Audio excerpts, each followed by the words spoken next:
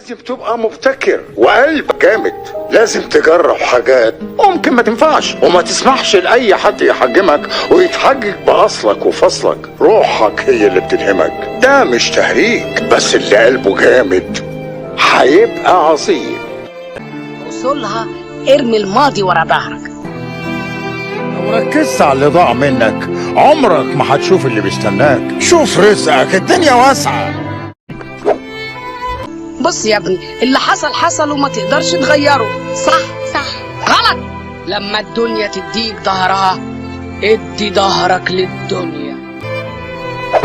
اي ليه انت عملت كده ليه؟ ما يهمكش، ده في الماضي.